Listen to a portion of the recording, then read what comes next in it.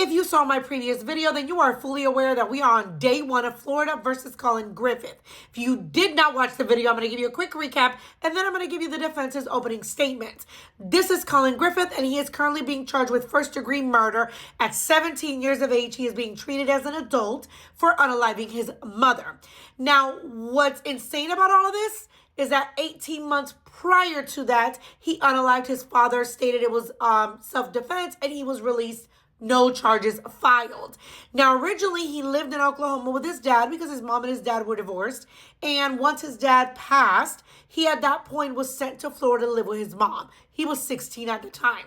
What's interesting on top of that is the fact that the jury is not being told that he unalived the father. They can only state that he unalived someone and that for that reason he moved with his mother. But the jury is not aware that it was the father. Now, this is the defense's opening statements. She states that the family was usually very close. So the maternal side were very close. They got along. However, there used to be some discord, and there tended to be discord exclusively with Kathy, his mom. So essentially, defense is saying Kathy was the common denominator. She had issues with everyone, and from time to time, she became estranged. She also stated that she lived multiple years away from Collin. Prosecution stated that the reason being is because Collin's dad was very controlling and didn't allow her to really have a relationship with her son. Defense is stating grandma is going to tell us when she gets on the witness stand that Kathy struggled with drinking, she had pill addictions, and that grandma paid for everything in relation to any trips, any events, anything like that, where Kathy would take Collin, whether it was Disney, a cruise, movies, yada, yada. And that for many years, Kathy wanted to harm herself and, in fact, attempted to multiple times. She talks about the fact that in September of 2023, keep in mind that Collin's dad was unalived in February of 2023. So in September of 2023, they all went on a cruise. Susan, Kathy's mom, paid for said cruise, and it was Susan, Kathy, Collin, Collin's brother, and his girlfriend. Apparently, in that cruise, Kathy got extremely upset, and I'm telling you guys these details because the defense essentially is painting a picture of Kathy being very difficult. Kathy essentially got mad because his brother showed up with the girlfriend late, threw a temper tantrum, and actually went and got another room. I didn't even know you could do that on a cruise. And that on the drive home, Kathy was extremely upset with Collin. Keep in mind, Collin, according to defense, is innocent here. He doesn't know what the heck is going on. He just knows the mom is upset after the cruise. Kathy claimed that Collin was failing in class and that he was having issues. Defense states immediately that was not the case. He actually had excellent grades, graduated early, and in fact was dual enrolled. That means you're taking college courses in addition to regular courses. She got upset because in that moment, he shares with her, hey, I have some appointments with these teachers that I need to go to. And pretty much she got upset, and she told him that his responsibility was to let her know in advance. She then gives him an envelope saying, if anything happens to me, these are all your documents.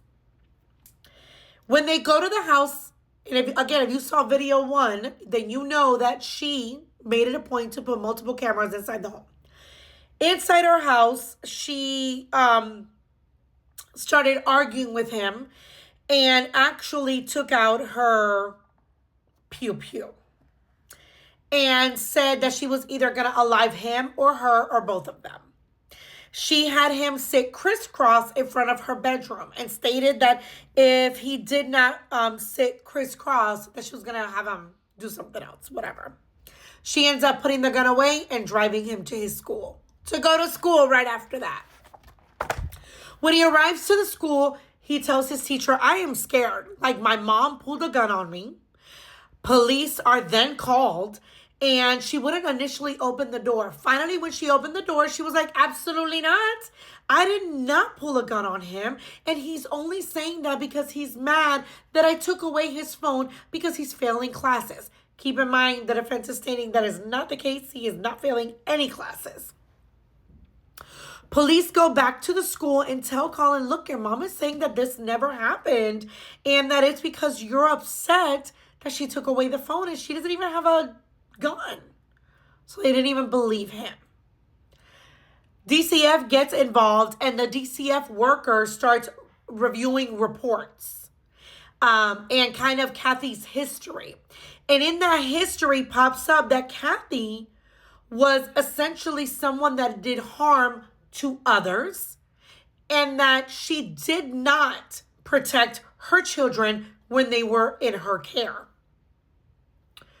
So, again, they, at that time, continued just believing Kathy that nothing had happened. He tells them, if she does anything to me, attacks me, I'm going to defend myself and I may hurt her. At this point, he was Baker acted and put in a facility for the statement that he stated. Kathy, instead of being relieved, right, because she keeps saying that she's scared of him, she does everything possible to get him out of the facility. She doesn't cooperate with police. She doesn't cooperate with DCF. She doesn't cooperate with the facility and doesn't even allow them to give him prescription drugs, or even release his medical forms so that they can see his medical history. Instead, she hires a lawyer to get him released from the facility against their advice. Mind you, he begged to not be sent home. He told them, if you guys send me home, I don't know what is going to happen. So they put him back in the facility. At this point, he says, look, I would rather go into foster care than live with my mother. So the police has special programs. And as I mentioned previously, the police kind of stayed involved, stayed abreast of the situation, and they started kind of checking on them, specifically 2 police officers. They spoke to her and they made suggestions as to how they could handle the situation.